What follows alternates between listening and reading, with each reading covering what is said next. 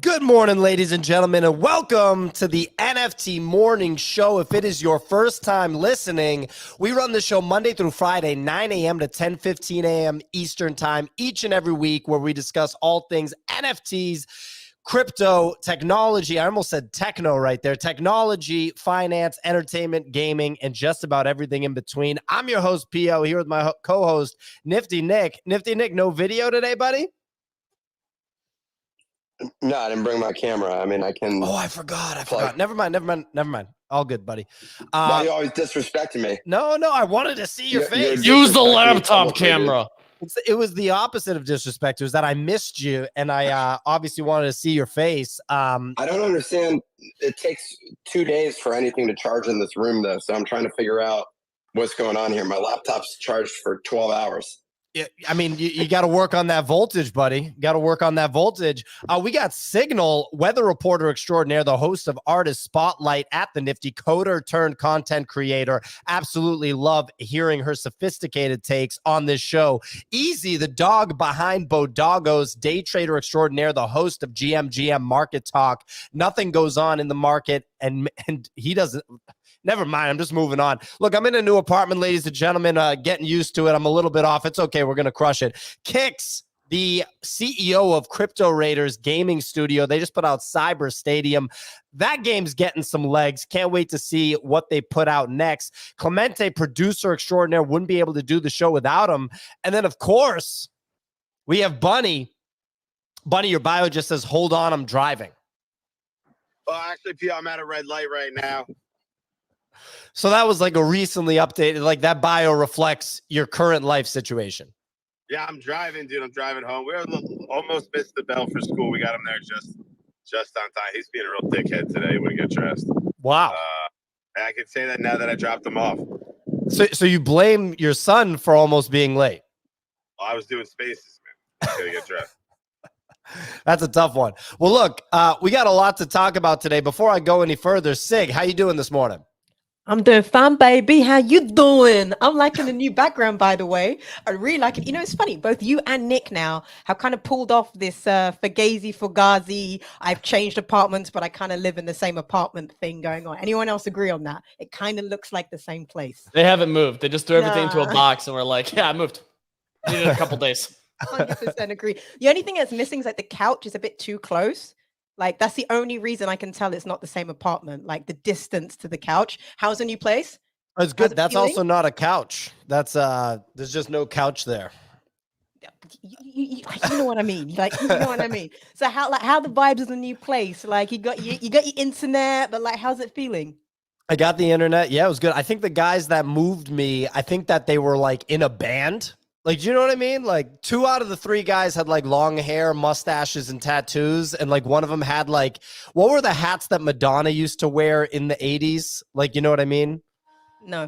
Like those, it's one of the Bored Ape traits. Like, I think Madonna bought the Bored Ape with that hat. So like you would see someone with a leather jacket and that hat on. No, not a brooch, you bozo. A brooch.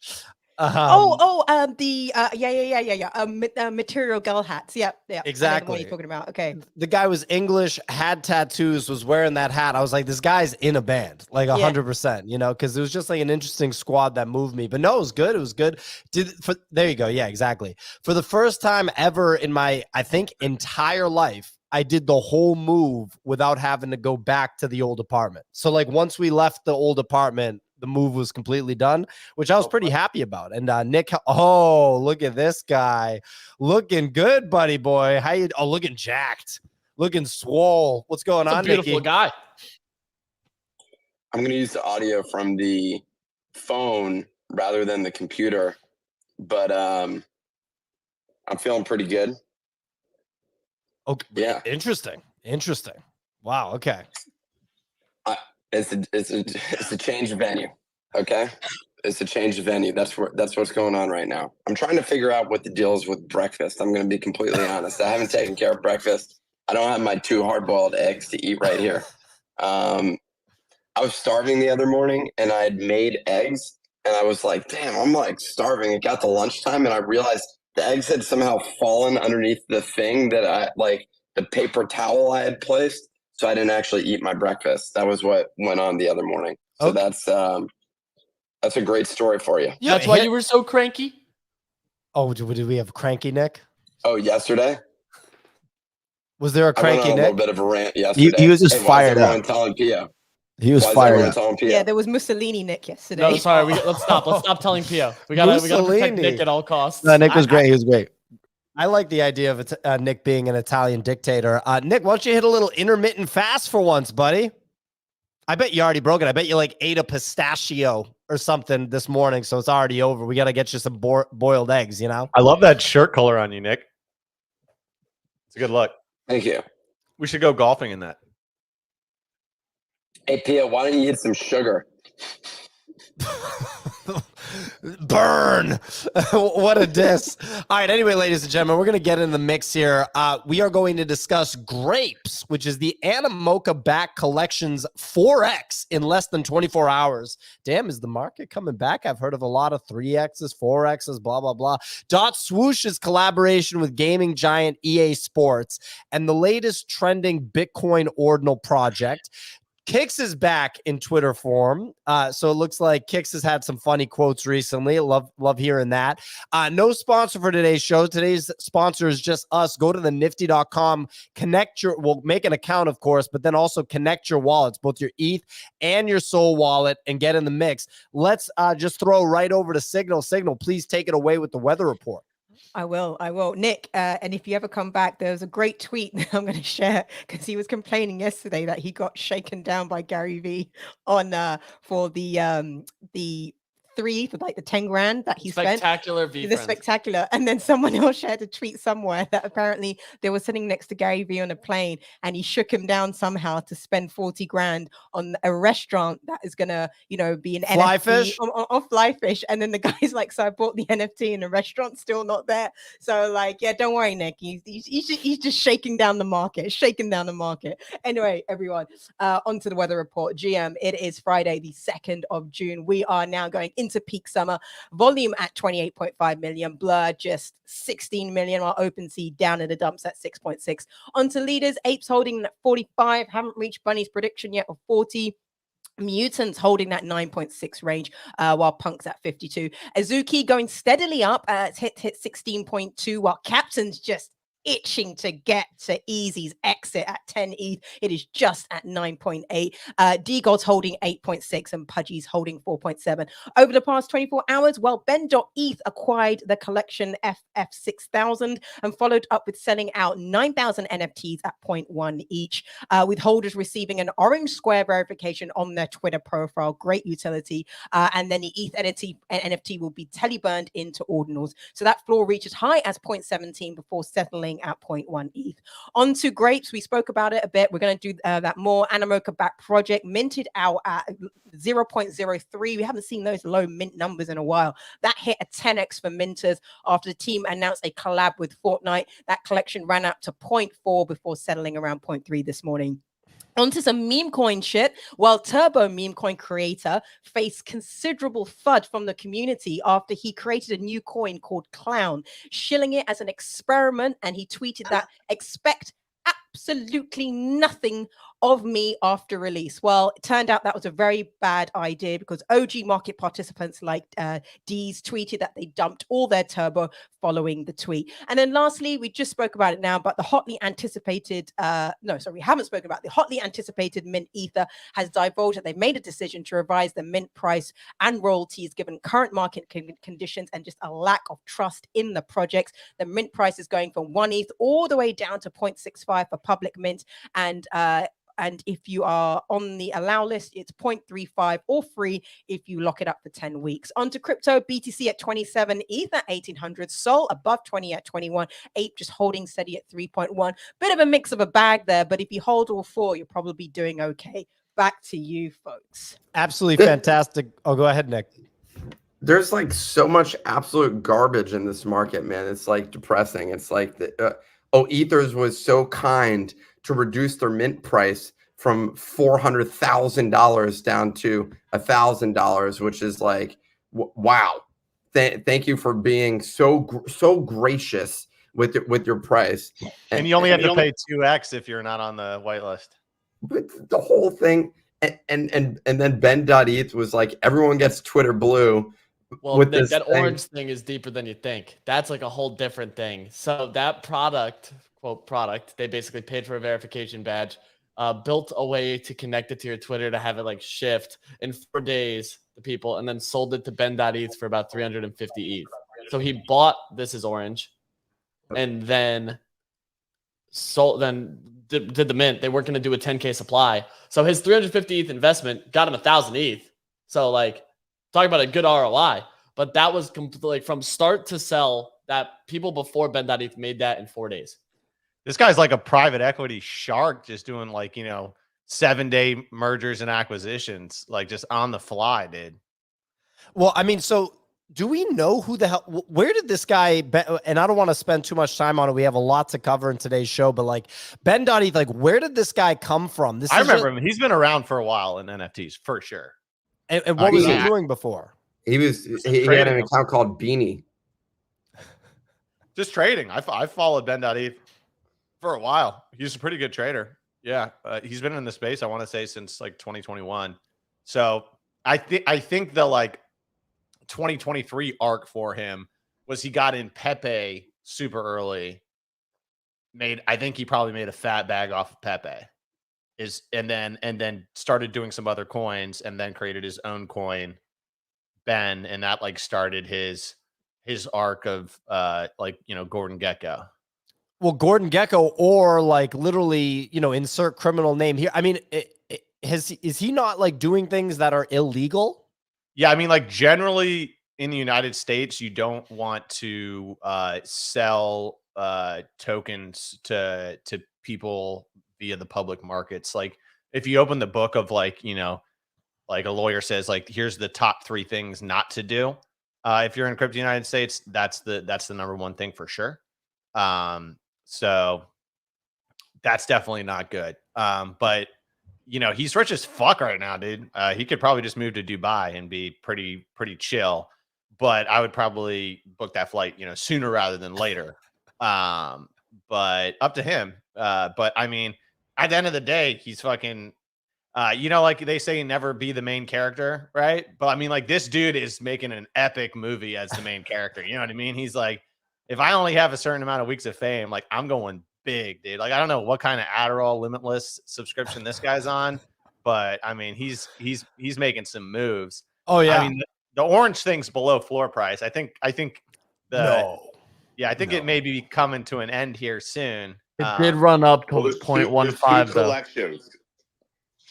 There's 2 collections, Bunny said. And Bunny had his hand raised. Yeah, What's going on, Bunny? He messed up the contract. It's not really a big deal because of the teleburn, but he messed up the contract, so it only allowed for 9,000 to be minted, and then he had to make another collection called Loyal FF whatever, right? But I mean, once the teleburn happens, I guess it kind of doesn't matter. I mean, What the fuck is a teleburn?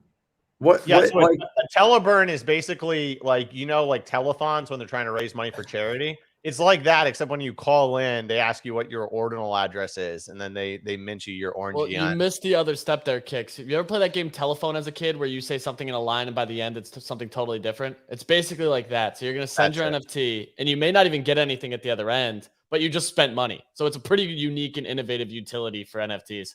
Here's what I got to say, though. I don't know what kind of emojis you can do on the organization side on Twitter. Because like, here's the thing. Like, you can good, bad, whatever. Not an emoji. It uses the PFP. So anything you put in the profile picture is what it that's uses. what I'm saying. He's actually kind of fucking innovative. Like why couldn't Well, he's not innovative. He bought it from somebody else.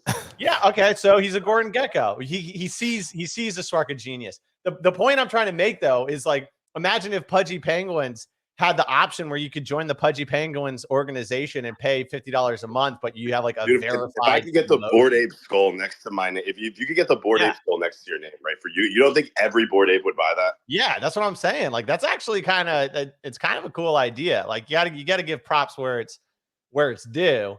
Like I think that's kind of like I wouldn't be surprised if you see some like legit projects, jack that idea.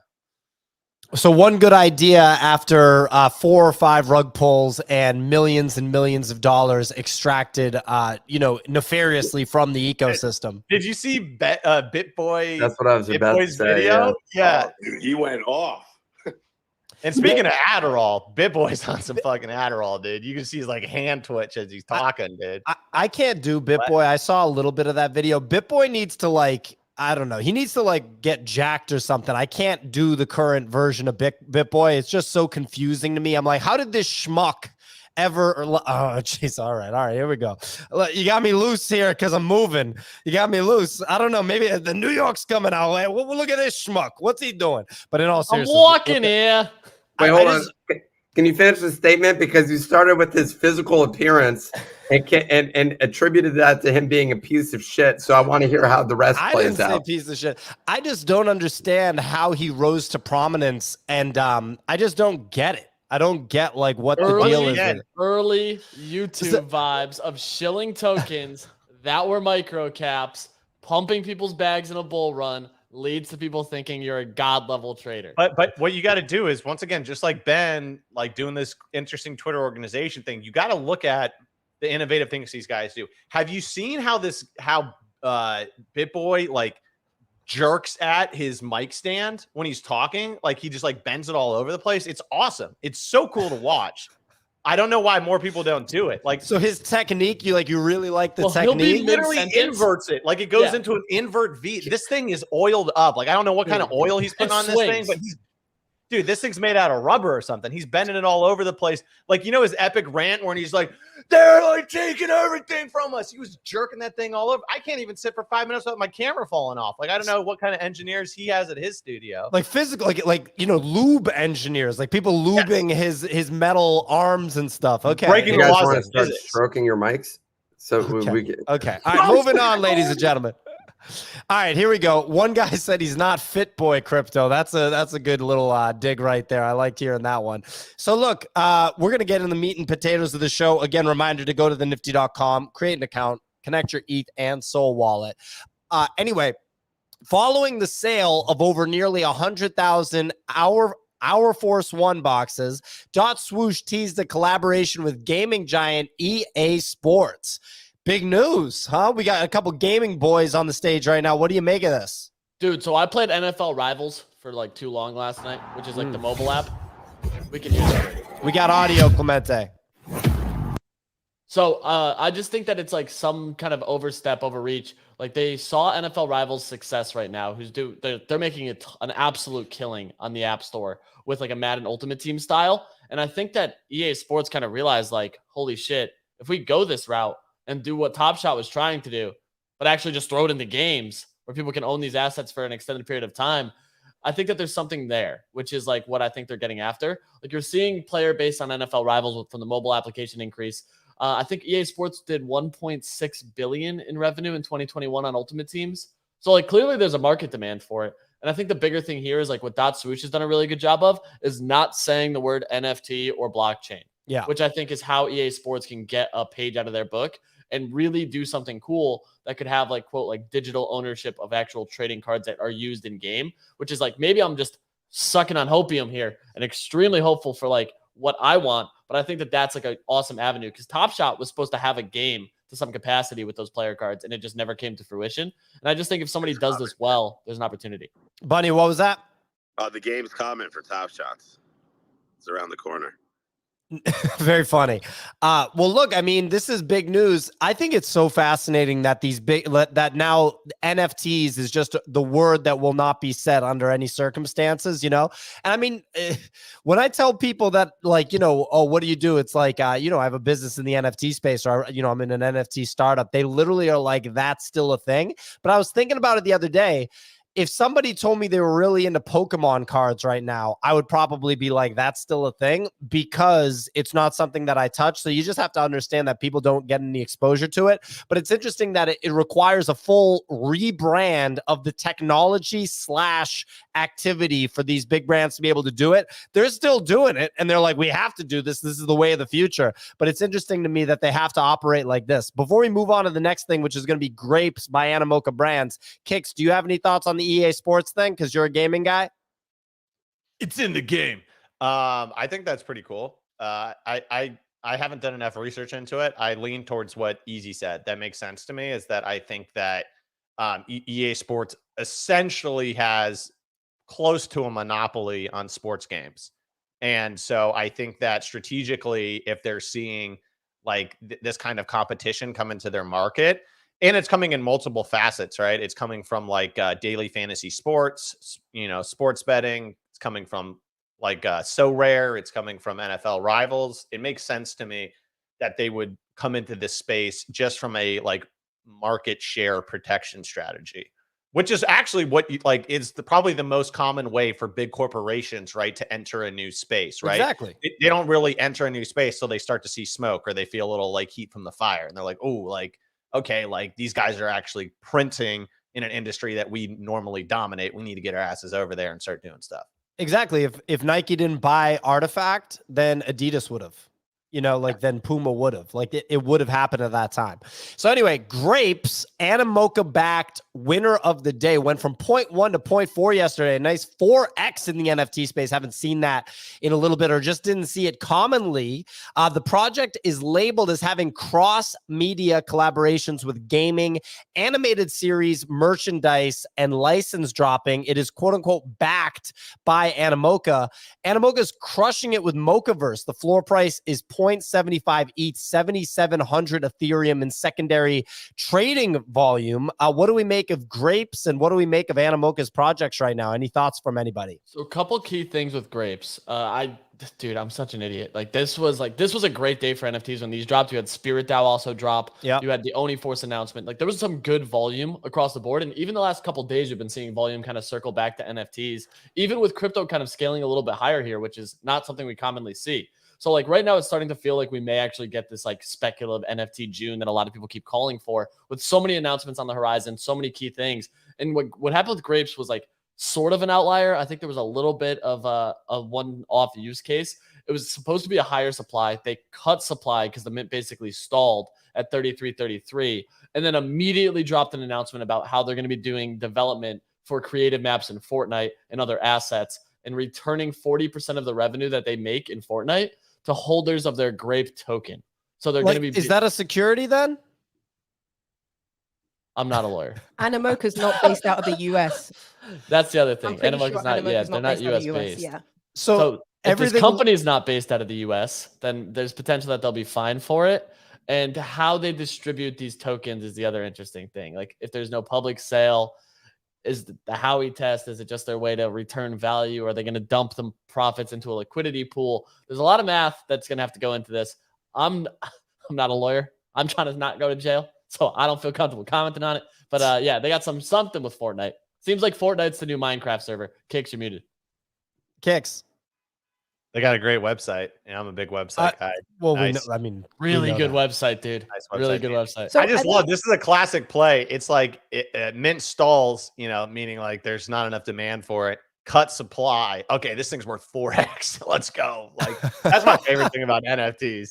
It's just the logical thing. Like if you explain, I didn't want it for retail, but I want it for 4x.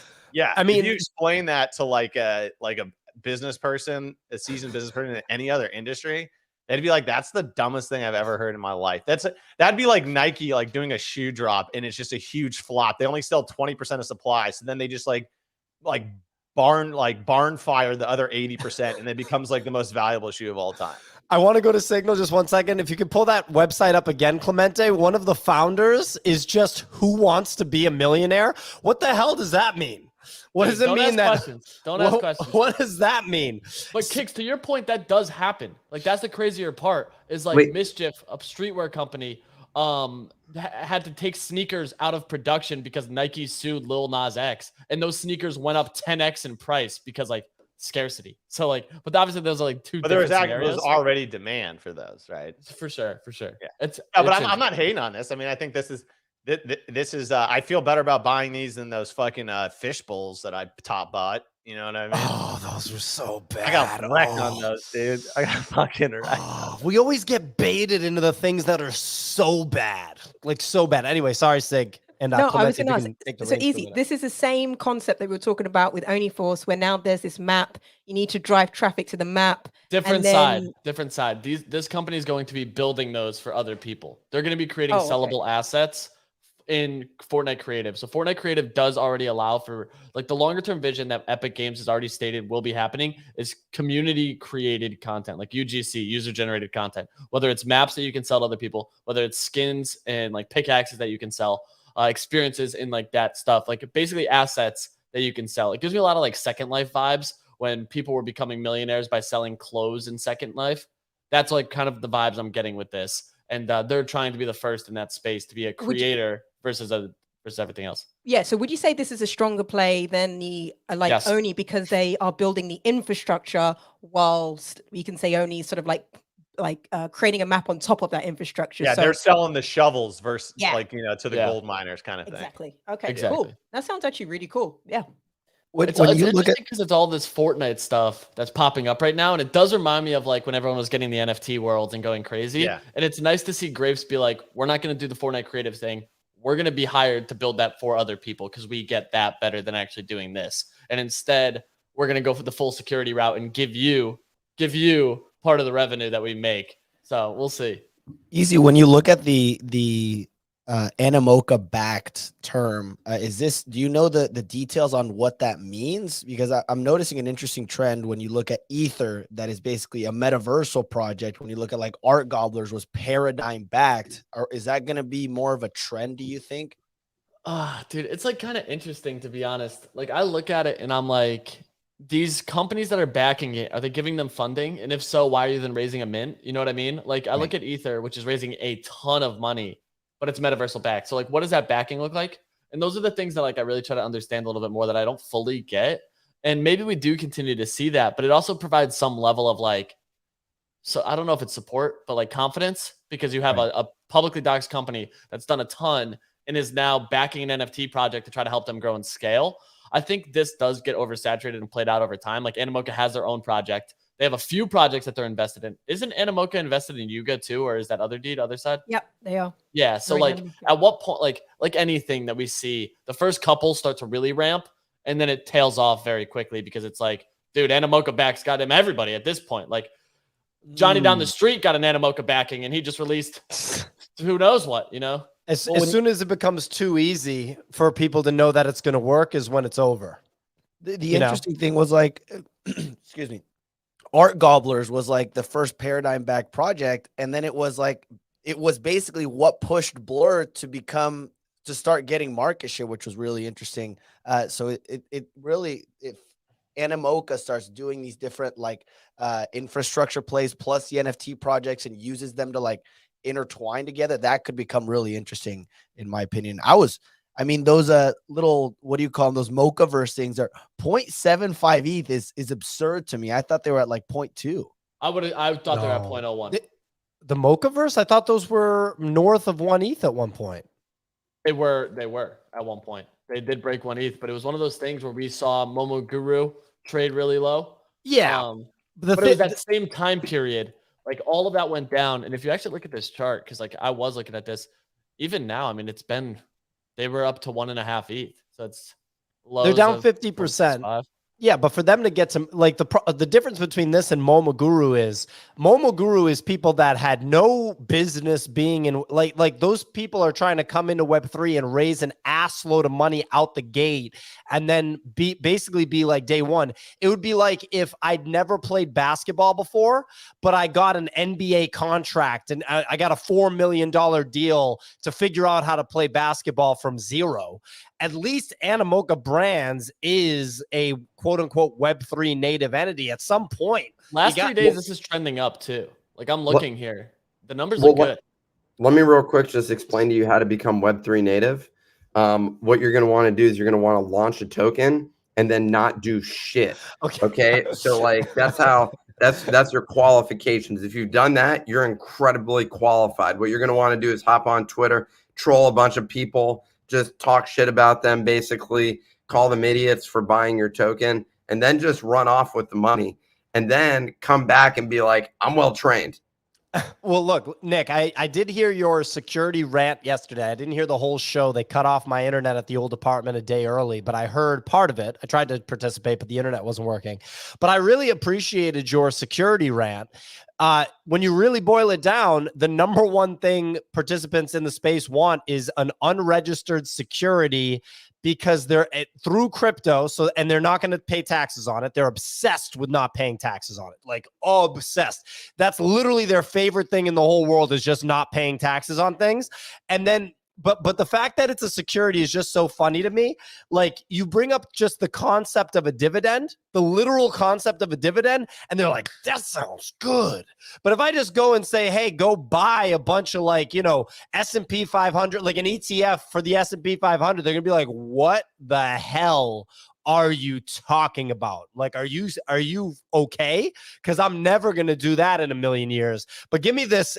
But if you say to them, Pudgy Penguin holders are going to get a percentage of the toy sales, which is not the case, but that's like what people want. Like, people like ask me when I talk to them about Pudgy Penguins, they're like, do you think that the holders are going to get a percentage of the toy sales? And I'm like, no, it doesn't work that way. Like, and I don't think you want that as a holder, but they're like, no, that sounds good to me. So the people who license their Pudgies are actually getting a portion of the toy sales. Well, yeah, I know that. Anyway, yeah, general holders aren't. Yeah, you're right. It's straight up security. Anyway, yeah. So, look, moving on. Well, we got to talk about this stupid ben.eth orange square that he messed up a line of code in the smart contract. So it was 9,000 instead of 10,000, and he left $300,000 or something, $200,000 on the table. What do we want to talk about, guys? He switched from a token, instead of just naming a token Ben and naming a token PSYOP. Now he did an NFT project, which was orange square, which is the equivalent of just writing a word for NFTs. I'm impressed. Guy's impressive. I mean, I feel like this is something out of a movie where the guy's spiraling out of control and he's addicted to doing criminal activity for big money, right?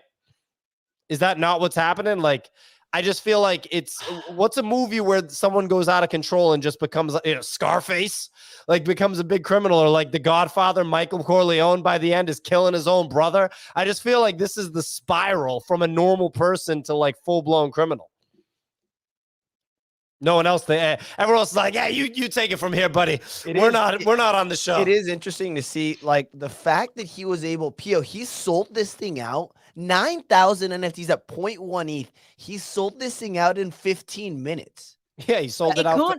But it's not even surprising anymore. That's the thing. Like, we've got to the point where you put an address on your Twitter and people send you money. So if the game is that easy, it's not even like a surprise that he can have an NFT collection and raise so much money. And I think he was just he has a bit of right place, right time, riding this current meta and being the current villain, the main character of that.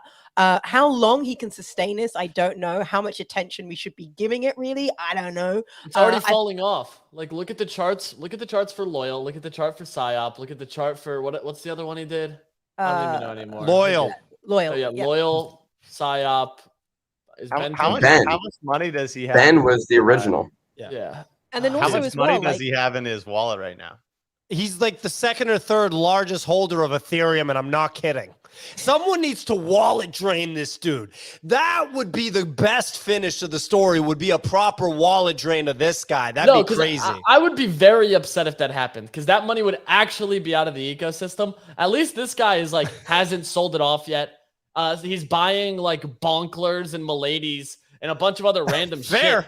So like, at least the money is circling back to NFTs. Like, I'll take that. He's almost a patron at this point, isn't he? He's almost a patron to the NFT community. That if you're gonna pump a floor, man, just money post what you're buying first. Let us know. Let the community front run you, and then sweep it higher. He's literally tornado cashing your money back into collections.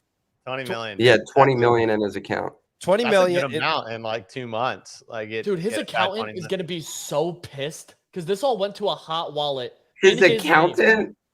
I mean, at this point, dude, the guy's like somewhat died. Think about it from this perspective. The guy's like known. Like, you're gonna, it's all right. So we're gonna assume in prison here. Well, his he can accountant, afford the best lawyers in America. That's for sure. his accountant is what's his name? Better Call Saul is his accountant And lawyer. And lawyer. And I want to call out a quick comment here. We got Ellie.jpg yelling at me for spoiling The Godfather, telling him that Michael Corleone, sorry, you only had 50 years to watch the movie. You know what would be great if Ben somehow ends up being the buyer of the goose. And then no one can say anything Yo. against him, man. If he just like, I mean, I don't know what that auction's gonna go to, but he has enough money in that hot wallet to probably buy it. So if he did that, I think all sins go to zero. All sins go to zero. All sins go to zero. Ben.eth right now is basically like the leader of the Crips gang in a major urban city who's destroying the neighborhood, but also giving back, like going to the ice cream truck and buying the kids ice cream, you know? He's Denzel. He's giving back. He's giving back to the community. American gangster. Yeah. Thanksgiving, you know where to go for a turkey while the guy's like, you know, destroying your neighborhood. Okay, anyway, so next thing, look, Clemente really queued up a lot of stuff today, so we got to keep it moving. Bitcoin bear cubs are trending. They are the talk of our Discord. People are getting in the mix. Look, ordinal stuff, baby. Ordinals is not going anywhere. I've seen people that I think are like relatively smart put tweets out and they're like, I thought ordinals were stupid. I'm like, what does that even mean? Like, what does that even mean? That's like if like I just don't get it. Like, that's like being like, I thought pasta was stupid. Like, what do you mean? Like that, I just do not understand this. So anyway, the Bitcoin bear cubs, easy. Did you get in the mix on this? What's the story? So I got one. I traded one. They have a Genesis collection that's 100 supply that's currently sitting about half a Bitcoin. And those are sub 10K inscriptions. They pre-inscribed these. So they're all under 1 million inscriptions, which is what caused a lot of interest on them.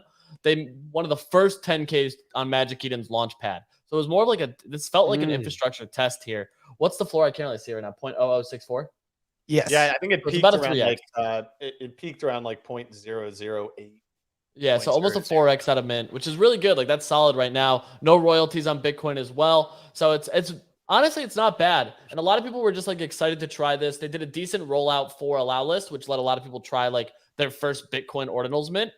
The mint was really smooth, like extremely smooth. There was a reorg last night with ordinals and BRC20s, however, that caused an issue with a wallet. So they pushed the mint back about 3 hours because the wallet wasn't working because they had to reorg the ordinals on like the nodes or whatever. And it was like the first time a lot of people were freaking out about it because they had given a Unisat wallet for the whitelist.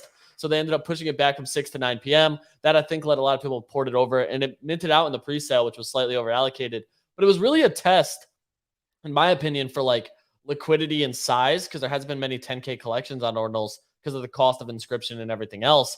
And the sellout was like really well received. It got a lot of people excited about it. Trading over mint price is a big win. So what was the cost in USD to mint? I'm just curious. I think it was like $80, 0.002. Damn, like so 80 times 10,000, 800 grand. That's a pretty decent size mint. I mean, that's no Ben. You know, he did double that. Yeah, it was $72. So they made about 750 grand. Nice. Yeah, that's a good size mint. And then also 10K supply, which, as you said, has been up until now pretty rare to see a collection size that big on ordinals. Yeah, so ordinals continuing to cook. Guys, of course it's going to continue to cook. I think the narrative shifts though. Like right now, everyone's like, "Oh, it's a low inscription." Like eventually, we're going to stop giving a shit about the inscription. We're over 10 million at this point. Like we saw the same thing with ETH NFTs. Like this was one of the first ETH NFTs. Like the provenance sub 10K will always have its place, just like EMSs do, and like 3 digits. But after a while, like the inscription number won't matter. Like I think we even end up probably stop showing the inscription number. And it's just part of I don't think it matters at all. Maybe after 10K. Originally, I remember like I was thinking like I like Ethereum, like no one can even know what the first 1,000 Ethereum NFTs were, right? And a lot of them are worth like $0. But what changed my mind on it was the fact that like the first Ethereum NFTs were before there was even like an NFT market at all, right? There was no talk show like this. There was no like real active participants. Like we all got to watch ordinals come online like live. There was like an existing, you know, I'm thinking the fact that it's the biggest blockchain and it came on so late, so everybody saw like the start of ordinals. means that I think it has more, like the first 1,000, first 100 have more value than maybe with Ethereum. Just But because how do you avoid becoming the guy or gal that buys the rock? you don't. Do you remember If those that's your rocks? destiny. Yeah, Ether that's Rock your- still slap. I would put one of those Ether up Rock, in my house. I'm a huge Ether Rock Yeah, fan. but how much you want to pay for it? Because it's like the $7. narrative. Exactly. That's my point. It's like it can be historic, but that doesn't mean that it has a high value. The way And I it's look like at trying to figure that out. the way I look at it is the SAT thing is it's basically an extra layer that only is possible on Bitcoin. That's a nice to have. So there is provenance with certain Satoshis, but that's not the whole thing. It's just an extra layer. If I break down the Bitcoin ordinals thing, because like I said, I'm still seeing tweets where I feel like people are like, it's the current meta. It's like, no, you like actually have to process what's actually going on. And keep in mind, guys, I have 0 ordinals, or I have the BRC20 that Easy had me get, the OXBT. How's that doing, by the way? Where's that at? pretty well, Easy? man. You're up like a nice 0.13. casual 4x. That's awesome. Very cool. So that's like $300. I love it. I don't even know how to sell it, so I'm gonna have to figure out how to sell it. So anyway, somebody teach me how to buy how to sell the OXBT and then buy it off me. How about we do that? Okay, someone like tutorial me and buy it. But let me just give it to you real quick. Is that basically now NFTs are properly on Bitcoin, which is the first most robust blockchain ever, currently most robust, solved the double spend problem. The cryptocurrency, the blockchain now has proper NFTs, right? You also have an audience of people that are Bitcoin whales that basically just didn't understand. Like, there was some sort of violent confusion about NFTs. They thought that NFTs somehow were against Bitcoin because they emerged on Ethereum, and anything Ethereum is bad. It was a weird, random political issue that was kind of it was hard for people in the kind of cult of Bitcoin laser-eyed maximalism to understand. And now they're understanding, wait a minute, NFTs were basically brought into the world on Bitcoin, like from Bitcoin. Like, without Bitcoin, you don't have NFTs. And now the user interface and ease of use, like functionality, is being built out at a rapid rate on Bitcoin. So people are interested in participating in NFTs on Bitcoin, and they're going to start getting in. So is there going to be an Ether Rock equivalent on Bitcoin? 1 bajillion%. You bet your ass it is. But that doesn't mean that there isn't going to be a bunch of quality stuff that comes out on Bitcoin. Yeah. And I think that the Satoshi provenance thing is very, very cool. It's a cool extra thing. It's not the whole thing, but it's a cool little extra thing. I agree. Pio, do you think there's a world where, or to anyone really, where there's a world then where people that have never been in NFTs at all, essentially, now are like, because they're only Bitcoin maxis, now we're going to start buying. So there's going to be money entering the ecosystem. 100%. And I actually think that this is net bullish for ETH NFTs, because it's going to red pill people, wealthy early crypto people, into NFTs that previously hated NFTs and maybe thought they were scams and stuff like that. This is what I wrote about really early on, is like the fact that they're like Bitcoin native. They're not a layer 2. Bitcoin maxis hate layer 2s. At least the laser-eyed people do, but the normal ones are actually building layer 2s. But okay, go ahead. But you know what I'm saying? There's a lot of people that are like, they basically say Bitcoin is the only crypto asset. Kind of like when Saylor was like, there is no number 2. Right. But to be fair, that culture basically emerged in 2016, 2017 in response to the first wave of bullshit ICO, altcoin, shitcoin scams. And that's what sent them extremely in the opposite. Well, sure, but it sent them extremely in the opposite direction to become like the religious cult Bitcoin maximalism. And that's now basically dying. It basically is, because they don't have a leg to stand on, because NFT technology is so great and interesting, and it's on Bitcoin layer 1. Like you just pointed out, layer 1. It's crazy. So you can basically look at that period as like 2016 to 2023. Maybe it bleeds into 2024, but it's just dead. Just like, communism was a thing for a period, and then everyone was like, nah, that's not good. Anyway, go ahead. Totally. Yeah. I think it's awesome for this space. I also think that a lot of people, like, if you're listening and you haven't got into ordinals yet, maybe you heard about ordinals when they were trading on spreadsheets back in February, right? The technology has improved greatly, where right now it's not much different than trading NFTs on Ethereum at all. You basically just have a Unisat wallet, which is just like a MetaMask wallet. I got And then Xverse. Is that okay? Yeah, or Xverse, I and then like you Xverse trade. way better. Yeah, and then you trade it on Magic Eden. It's just like any other like NFT experience that you've had. But what I want to say is that I think we are still so early on ordinals that there is not a Yuga Labs yet. There's not even a Gutter Cat gang yet. Like Taproot Wizards. Yeah, Yeah.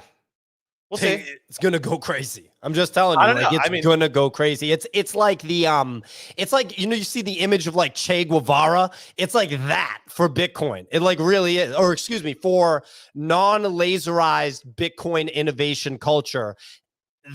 Taproot Wizards, because it's I'm sure Udi and people that are on the Eric whitelist want that to be the case. I wouldn't say that they're probably going to be the Yuga Labs, but Have you seen maybe they ZK are. Sharks? Yeah, The- it's the- crushing. DK Shark's a different project, but he's doing very well. Ordinal his maxi OMG. business, dude. I love ZK. I spent a decent amount of time with the guy. He just gets it, and he was so early on this. And every time I talk to him, it's another wild situation where he's like, 2 Bitcoin is FUD. He's like dead set. He's like, this thing's going to 10, and he's like 10 Bitcoin is FUD. Like the fact that this minted at 0.02, 0.03, It's like expensive. it's up a clean 10x. It was expensive too, but it's $50,000, and there's sales. Everyone's like, Crazy. how liquid is it? 3 sales yesterday at 50 grand. Like that is size. It's more liquid than a Fidenza. Yeah, and that's but the supply is like what, 100, 200? there's 250, I think, or maybe 200, 100 of each one. The secondary ones are like 0.7, I think, 0.6. The primary ones are 2 Bitcoin. So He didn't it's give just- you one or put you on the list? I was on the allow list. I missed it. What? But Oh, But yeah, Sorry. just to wrap up my point, I think like what I'm trying to say to people is I think a lot of people think like, oh, ordinals, it's all like I missed the boat on it. Or like I don't, the technology isn't there. Like the technology is there, and you don't have to like sign up now and just immediately buy any project that comes out there. My point is that we're still so early that if you at least just like load up an Xverse or Unistat wallet, get some Bitcoin on there onto a Taproot wallet, check out Magic Eden Ordinal section, you know, once a week or something like that. Just keep a pulse on the market. There is going to be big projects on here, and they're probably being worked on right now, but they haven't even launched yet. So there's still probably going to be a lot of opportunity on the table. I'm like UPO. I haven't done a crazy amount of ordinals trade. I was smart enough to when ZK Shark came on, he's like, you guys are going to fade ordinals, and you guys don't, you guys just don't get it and everything like that. I was like, okay, ZK, I'm going to hedge this right now. And I bought 2 Bitcoin Toad sub 5K. Those have done a nice 2x since then, and I own a couple Pinkus. That's about it. But right now, I'm just keeping my feet wet, trying to understand the market, because I do really believe that I know the "we're so early" is such a meme, but it's like true. There's no project right now out that's like the project, and it's probably going to come out over the next like 6 months. So there's plenty of opportunity on the table. You can be patient, just learn the space. I'm telling you, it's Taproot Wizards. I don't know if I'm on the whitelist for Taproot Wizards. I'm just telling you, like, if you understand what's going on, that's going to be the first one that like goes crazy, because it's like deeper than just a project. It just represents, I'm dead serious, like Che Guevara's face. Like that's the equivalent of like where there's an image that represents a movement. Anyway, I want to hear from Signal on this. We're going to keep it moving. Dmitry Cherniak's The Goose. So for people that don't know, there's a Ringers collection. All right. It's an Artblocks collection by Dmitry Cherniak. It's one of the highest value collections. And there's a single generation, a single piece in that collection that resembles a goose. It's There not it on is right there. Bitcoin, though. Did you know that, Pio? It's not on Bitcoin. It's on Ethereum. And it's being auctioned because 3 Arrows Capital bought it at the top or near the top of NFTs, August 2021. They were very, very cocky. They thought that they were smarter than everyone else, but they were actually bozos. And they bought it for $5.9 million in addition to other stuff. I mean, they bought a gold ape at the top. They were just buying things at the top and then going on podcasts, acting like they literally said like Bitcoin's not going to work. I was like, okay, buddy. Yep. You guys got to figure it out. It was 1,800 Ethereum at the time. So anyway, it's expected to fetch a price tag of 2 to 3 million June 15th during the Sotheby's Grails 2 auction. What do you make of this, Sig? This is big time stuff. We just saw a 7-figure Fidenza sale. I mean, June is shaping up. June is shaping up. It is. I'm really liking what's happening in June, and just the general attention that is shifting from shitcoins to back to NFTs, and then also over on ordinals. I think the best person to sort of throw the bat onto on this particular take is non-fungible Noah, and he has this guy worked at auction houses. He says like for 10 plus years, and This is the dude that worked at or he's working at Yuga doing the crypto stuff? the guy now who works at Yuga, who previously had an NFT collection, but he has 10 plus years auction experience behind him, and he's put out a tweet that basically says that auction houses will always prefer to have the prices stupidly low, because if you have prices stupidly low, it means that more bids come in and there's more competition, makes the auctions more interesting. And then also as well, if you start off at a low number, you can then say that that particular collection got sold for 5x 10x the amount, or however much it goes for. I think when it comes to this particular piece, this is a different scale in the market in terms of the buyers who would come in. I would probably imagine a fund is probably going to buy this one, I imagine, rather than an individual. Or if it does go to an individual, it's going to be somebody in the space who is well known, who has a vast collection of high-end fine art NFTs. The price, I'm not going to really talk about what the price is. I think it's very difficult to say what the final price would be. It could be a huge surprise, but I think it'll go to a fund more likely than an individual at the end of this, because there are funds out there collecting high-end art that believe that over a 10-year cycle, these pieces will be worth significantly more than they are. And even if they're paying more today, even if this goes for 5 million or 4 million and people are like, whoa, that's nuts, their thesis is that in 10 years time, 10x 10x that, or 10x that, or even more, that some of these pieces in the end will be considered the fine art Mona Lisas of the space. And right now is the time to be buying them at prices when everybody else believes that this is not the case, and digital collectibles won't have this sort of high-end value that could happen in the next 10 years. So I think it's going to be interesting to watch, and the fact that Noah is saying that this is underpriced, I don't know. Let's see what happens. But I like it. I really do. I hope it's a fund. Go ahead, Kix, please. I know you literally basically whoopee cushion during Signal's thanks for that, right now. I messed up my finger. I was trying to turn the volume down on it, but I just want it for this ringer. Okay, a little moment of silence for PixelPete. PixelPete on February 4th, 2021. Sold this ringer for 1.26 wrapped ETH. Oh, PistolPete. At the time, that was $2,300. Oh, PistolPete. Oh, I hope you bought some. 27, 2021. 200 days later, it sells for $3.4 million. PistolPete, I hope you, salute to you, buddy. Salute to PistolPete, ladies and gentlemen. It's not Pistol, it's Pixel. Oh. Shout out to PistolPete. Good job, buddy. PixelPete right here. Wow, PixelPete's dead. He's not with us anymore. He died. No, he's actually pretty active on Twitter. He's dead. Still tweeting, but he may be dead inside. He's dead. You just die if that happens to you. Like, oh, I bought this for 2,300 and then not even 365. No, it's more than 200 days. Yeah, 200 days later. No, it's 3AC bought it 200 days later for 3.5. Yeah, well, anyway, that is, I love it. What the I'll YouTube say, comments also saluting right now is absolutely incredible. That is the best thing in the world. That is the best thing in the entire world. I love it. I'm going to throw to Hunt Club Hero in a second, who I don't believe he's been on the show before, but I see him as a listener. I see his Azuki, and I see his tweets, so I want to throw to him in a second. But what I was going to say is, on the art side of the NFT space, I just want to reflect on this for one moment. The auction houses have had full support for the NFT space since the very beginning, literally since early 2021. The auction houses, and when you think about it, it makes sense. They're going to make money off of it. And if you watch that documentary that me and Nick watched that really blew our minds, The Price of Everything, covering the auction houses and how it kind of works between buyer, seller, and auction house. They just need to look for stuff that they can basically pitch billionaires on, saying this is the next thing. That they are kingmakers, very much so. So they jumped at the opportunity to kingmake NFT artists right off the bat. The only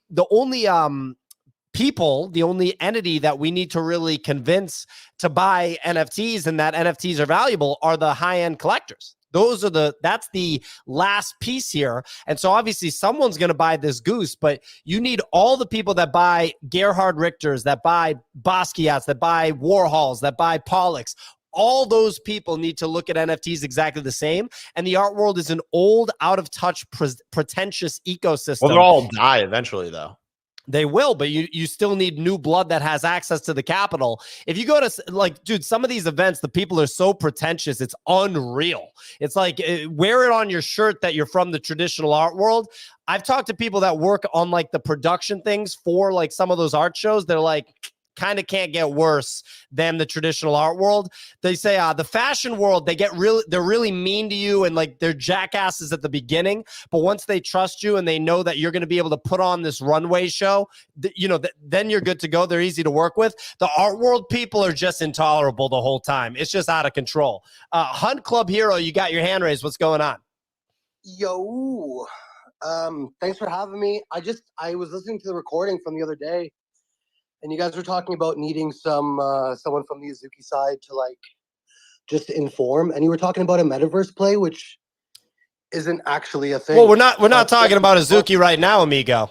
I'm down to talk about Azuki at some point. In fact, we have a segment later on in the show, although we might not get to it, but we got one talking about whether Captainz will flip Azuki. Do you have any thoughts on? Oh, go ahead, Nick. I just want to say I'm grateful that he's listening to the archives. That must have been from our February 13th show. Big show, big day. We were discussing Azuki on that day. It was like 2 days ago. You guys were talking about Azuki launching February 13th? Yeah, that's actually my birthday. How fucking weird. I think it's pretty cool. You're born the day before Valentine's Day. That's pretty cool. Well, so anyway, cool that I guessed that out of nowhere. Just the energy that this guy was putting off. It was that Feb 13 energy. You feel me? Wait, so he might be the same zodiac sign as you, Nick. You guys are like two peas in a pod, you know? I don't think Don't be so. jealous. I think Aquarius? so. Okay, messed up. Theo is Anyway. wrong. Well, let's go to the next segment, which actually was this, and Hunt Club Heroes here, which is appropriate, so he can weigh in. It's just like, fuck this guy. Let's No, move I on. just literally said that he's here, so it's appropriate. I mean, I wasn't going to just suddenly discuss random Azuki related. Like, we're not, ladies and gentlemen, we don't do that. You don't just come on the show and be like, yeah, you know that show you were doing? Screw that. I work for Azuki. Let's talk about that. Like, imagine if I show up to an Azuki show and they're talking all about Azuki, and I just come through and just go, hey, I host a podcast. How you guys doing? What's going on? It's not going to work. Anyway, so we got this segment. Is the name of the segment, Clemente, what's more likely to happen? I got it. The name is still a work. Okay. I can tell it's a work in progress. I mean, I didn't do any work to make progress. That's what it is. I didn't do my homework, but I'm here. I'm here. Anyway, so first, the name of the segment today is "What's More Likely to Happen," ladies and gentlemen. That is a catchy. What's more likely to happen? Should we make a sound effect for that? I mean, that's pretty good. Right? What's more likely to happen? What's more likely to happen, everyone? Damn. Oh, son, what's more likely to where'd happen? you find Okay, this? so anyway, we got two groups. What's more likely to happen? Now it's growing on me. Now all of a sudden we're just gonna have shirts. This name is not leaving. What's more likely to happen? It's the best segment of the show. It's gonna be Clemente's face like this, and it's just gonna be what's more likely. No, it'll What's be more like likely to happen? The logo is just a question mark. It needs to be like something super basic. You're like, which one of these is more likely to happen? And you're like stuck on it, but it's like the most obvious answer. Someone just asked in the comments, is random topic guy a new regular guest? Because that is a hole that we need to fill, which is in the normal flow of the show, going off the call sheet, all the different segments. We do need someone to just come in and be like, I work for Azuki. You talked about Azuki one time on the show. Let's dive in. So anyway, the first group right here, what's more likely to happen? The name of the segment, what's more likely to happen? Captainz flipping Azuki. We got Azuki at 15 ETH. We got Captainz at a whopping 9.5 ETH, fast approaching Easy's target. I don't know, Easy. man. If you take the token into account, because I feel like it's not apples to apples, but if you take the meme token into account, Won't even happen. though Captain's price might not flip Azuki, once you put in the value, like the market cap of the token, they kind of are flipping So Azuki. floor Wait, price. wait, floor hold price on. Right here. Hold- It's another Hold on. perspective. You guys are destroying the segment. What was the alternative option? Yeah, it was. Oh, It there's wasn't. two. It wasn't. likely to Is happen? Captain's going to flip Captain's Azuki? Azuki or It's Pudgy what's Penguin more flip likely to DeGods. happen? That's on me. That's on me, everybody. I was Yes. having so much fun trashing the segment. I just basically read the first line. Okay, All right, hold on. Is what's more likely to happen? Will Captain's flip Azuki or will Pio murder the salad guy? The salad guy. salad Well, guy's I dead. moved. Now it's a coffee shop downstairs instead of the Sweet Green, and there was a bird inside the coffee shop this morning when I went there. I don't have my coffee gear set up, so I'm buying my coffee, and there was a bird in there. And while I'm ordering my coffee, a guy just goes to the barista. You know, there's a bird in here, right? And she's What did like, the "Yeah." bird order? The bird ordered, he was just pooping everywhere. I literally saw it coming out of him inside. I think he was like literally scared shitless. And a guy took a bag over his hand and grabbed the bird and let it out. And I was like, amigo, let's go. Like, this guy's doing it. Like, in I New guess you York, got a free coffee. I think so too, 100%. She probably made him leave a tip. Imagine Googling bird removal services. You think that's fucking cheap? Like, you think that's like a drop in the bucket? No, like if a guy's coming to remove birds from restaurants in New York City, that's probably like a $500 charge, bare minimum. I would have just came through. I would have been treating it like a wiffle ball. You know what I mean? No, I'm just kidding. I'm just playing, guys. I kill a few birds my day. Hey, I'm just kidding. I'm just kidding. Can we get the other side of what's gonna happen? Yeah. Yeah, what's the counter? So, Captain's flipping Azuki or Pudgy Penguins flipping DeGods. Which of these two? Pudgy's at 4.5. DeGods at a whopping 8.6. Shout out to Frank. Got it up there. Wanted to get it up there. He got it up there, kid. Azuki at 15. Captain's at 9.5. I want to hear from Sig and Easy. What's going on? The comment you just made was I'm giggling. Sorry, What? I've get your brain out of the gutter, Easy. Yeah, Seriously, you're grow right. up. You're right. Grow up. What was Grow the up. comment? They're being very immature, Nick. We'll keep Very pushing, we'll keep immature. pushing. I think What it's was gonna the be comment, Pudgy Easy? one. No, Nick, we'll talk later. Nick's Nick, the we'll most talk later. immature. He Oh, can't hands let this down, go. dude. You should see me and Nick's text at some points. I'm just like, dude, come on now. But I think the Pudgy flip is more likely than the Captain's flip. I think just based on floor price, personally. I think it's did both of yeah. Well, Diesel found the comment, so it'll be a little bit interesting because Captain's with the coin, you almost strap yourself to the coin price, which becomes a little bit more difficult. Azuki, I think, can run and continue to run due to a variety of factors. But the DeGods price fluctuation, I don't think DeGods decline. I think Pudgy's ramp is like my bet on this. Just like longer term. This is a tough one though. This is an easy one, bro. This is an easy one. But What do Signal, you I want to hear from Signal. Then I got to hear from Hunt Club Hero. We need Hunt Club Hero on this, but go ahead, Sig. So if Spencer was here, if I was to put my Spencer thesis hat on, I would say that he would say that Pudgies can get up there. But I am going to take that. I think when you're looking at Captainz, you need to take into account the token. So even though from like a floor price, they might not, it might not go higher than Azuki. I think once you look at the market cap and of compare those two collections, Captainz with the token will be higher. Because you can't dismiss the value of the token, because the reason why Captainz is running is because of the anticipated price of what the token will be in the future. So how does a Pudgy get it up? Okay. So we got Hunt Club Hero. Hunt Club Hero. Captainz flip Azuki or Pudgy's flip DeGods? What's more likely to happen? There's a world where Captainz flip Azuki. Wow. If the Vegas event is disappointing,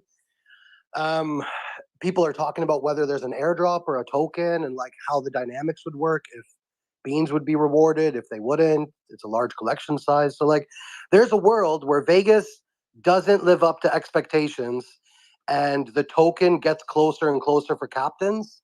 And there's a world where Azuki dips and Captainz climbs. I don't think it's like super likely, but it's possible. Damn! Good contribution there, Hunt Club Hero. Appreciate you joining the show. That was awesome, buddy. Unbiased, made good points. Look, if you're going to me on what's more likely to happen, I mean, how are you going to fade Captainz releasing an unregistered security, which is what we know everybody in the space wants? It almost makes me be like, can you believe that Bored Ape Yacht Club managed to sneak Ape Coin out there? It's kind of wild that that actually happened. Well, but I think they've tried to do everything they can to be like, no U.S. participants, no staking for it. There wasn't a public token offering, which is what Kix was talking about too, which I think plays into that. Like, you couldn't just buy Ape on a pre-sale from a public. So like, yeah, there's a couple factors that I think maybe skirted them, but they still got it. They're getting investigated by the SEC. So clearly they didn't really slip that one under too smoothly. Exactly. And I mean, look, Azuki, no fading Azuki. Azuki has been just on point. People love the art. They love what they're doing. Shout out to Spirit DAO doing their thing. Azuki at 15 ETH, that's a legit project. But you're going to hang Captainz at 9.5 ETH on me with an unregistered security about to drop, Team Asia based, attracting the Asian market that Azuki already has, ready to make this the next Azuki. I'm hammering Captainz at 9.5 in this edition of What's More Likely to Happen. Oh, shit. Let's go, Captain. So, P, you don't care about what me and Nick think? I put you on screen, rude. Kixie boy. Shit, I don't even know. Like, I can't even tell you. I think Captainz. I mean, there's no explanation, no further explanation necessary. It's what do you think is more likely? You know, what do you think is like more likely? You know what I mean? I think I love Luke. I own a Pudgy. Pudgy's my PFP. I think the price can still go up, but I think with most of these things, like rising tide lifts all ships, right? Like a lot of these things are going to be moving up in tandem together. Not always, but I think Captainz, I could see a run up more. Not so much maybe Captainz goes to 20 and Azuki stays at 15, but maybe like Azuki dips to 12 and Captainz tap 13 or something like that. Okay. Reasonable. But all four of those projects are great projects, and most of the holders are up. And that's the thing that creates a great NFT project, is when most of the holders are in the green, people like you. Oh, when most of the holders in the red, they fucking hate you. That's and science, dude. I mean, I read that in a book. And I want to be clear real quick. I'm not fading Luca. I'm not fading Pudgy Penguins ever. And I'm so impressed with Luca and what he's doing. I'm also impressed with Frank and Frank's really robust skill set when it comes to marketing, specifically for floor price go up, which is very specific. I mean, you got Luca building a toy empire. You want to think about a NFT organization that's going to be around for a long time. Well, it's locked in at this point. But in terms of just price go up speculation, and really we're talking about like a concentrated pump going into an unregistered security. And also, like we're talking June, and it's just like there's probably like Pudgy's just had their big catalyst, and now Azuki, we were talking about on the show. Yes, they have their event, and as Easy was saying, yes, their event is where magic happens. That's their thing. So something could definitely happen then, and then you've got the token for Captain. So it's like there's two huge catalysts coming, and it's just very difficult, I think, at the moment to perhaps say it's going to be Pudgy's only because they just had their catalyst event. So they're just up against some. They're up against some strong contenders. They're a little clickety, right? Clickety. Maybe I can provide my commentary, which is what everyone's been waiting on, anyways, because my opinion is I accidentally removed Easy in that process. So let me provide the opinion that everybody's been waiting on, because I do drive all of the market. So here's the first foundation of this: Pudgy Penguins. What are the initials for it? PP. If you put together Pudgy PP, then that actually would imply that Pudgy has the potential of getting the PP up.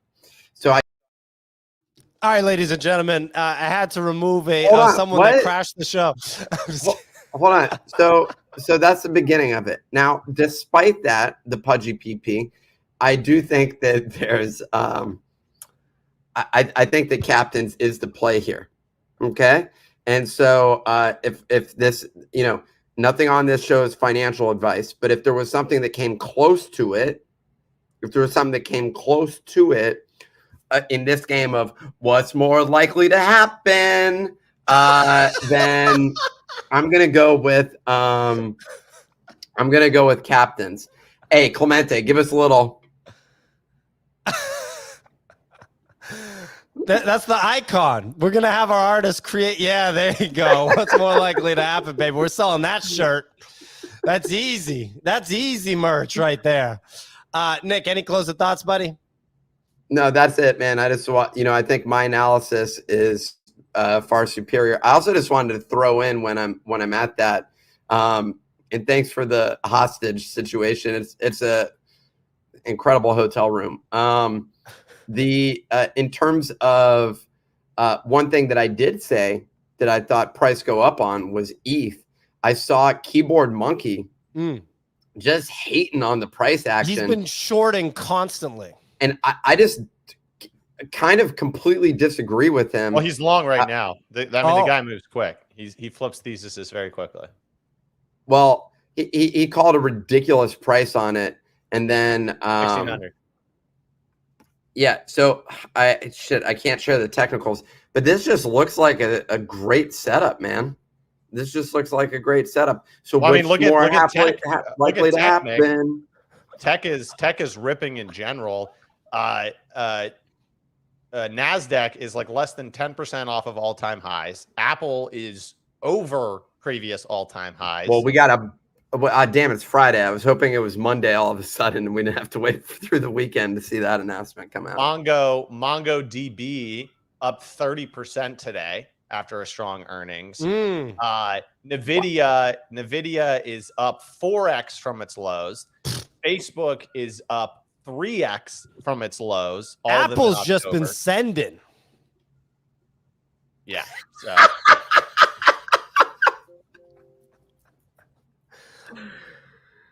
That was too much for Kicks to handle. I think it's like shut down. No, wow, I didn't even hear it, dude. Sorry. Say it again. No, ladies and gentlemen, I mean, no, this is like when you told the other person to say it again. Can you say it again for me? I said that Apple's stock has been performing quite well. It has been performing quite well. It's ridiculous, dude. All-time highs, dude. I mean, October was the buy the dip in everything, slightly later for crypto, right? November. But pretty much since then, every single risk on asset has been up only. Yeah. We just got the debt deal. Debt deal went through. Debt ceiling, yeah. Rumors Joe coming Biden out. fell. Joe Biden fell. That's bullish as fuck. That's fucked up. And then the Fed has been leaking a pause and a pivot, right? So yeah, I mean, what do they say? Like bull markets climb walls of worry, right? That's what's pretty much been happening for the last 8 months since the bottom. So yeah, I mean, I was actually looking at the charts too, and we've almost gotten back to where we were before the start of this mess, by and large.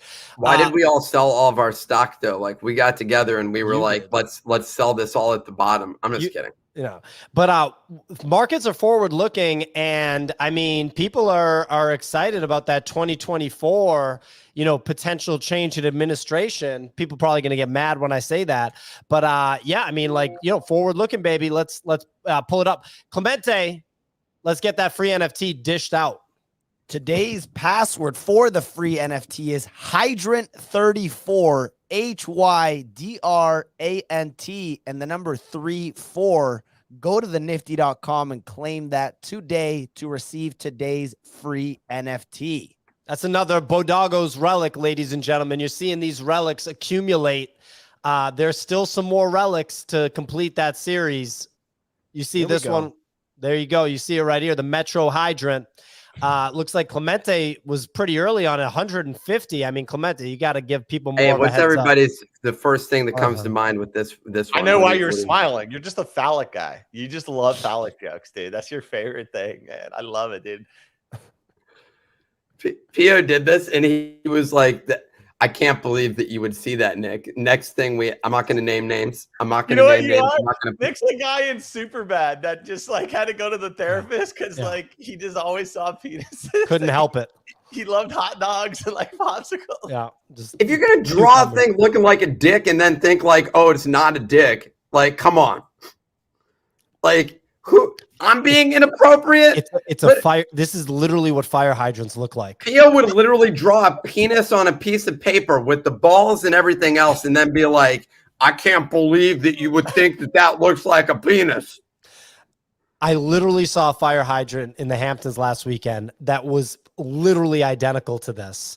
And I was like, I mean, I just don't even know what to do with Nick. What is the test where they like show you an ink blot and then they ask you what you see? What is that called? Like I think an ink blot test or Ink something blot like test? that. No, a Rorschach test. Okay. Look at that. We got an ink blot guy over here. We're gonna do a little ink block test with Nick right now. I'm gonna send this one over to you. Clemente, can we load this up real quick? We're gonna do it. I can't wait for the audio audience is gonna love The this URL of this one is an interesting. .org.uk, dude. It's legit. Can we show this? Yeah, it's fine. This URL is questionable. I mean, you could screen it. You can click it. I mean, and you don't have to show the title. Let me see. Clemente, you got this loading up? It's literally called image address. I put it in. I don't. What am I? Oh, here we go. That's what pull up the page that says pornographic drawing. I didn't read that. I mean, that's on me for sure. Oh, here we go. It seems Oh, very no, technical. Kicks Google dick pic and like. No, that's not true. I googled ink block test penis. Okay, I didn't Google. I think we'll get demonetized for showing this. I mean, it's an ink I'm blot. not concerned about demonetization. Yeah, we're gonna lose the 50 cents that this video is gonna generate on YouTube. I think we'll survive. What do you see there, Nick? That's an interesting picture. Okay. All right, ladies and gentlemen, that's our show.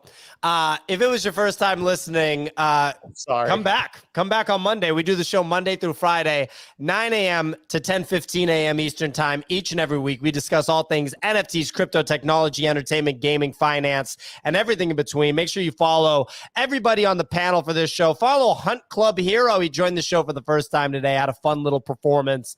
And we will catch you on Monday. Make sure you make an account at thenifty.com. Sign up there.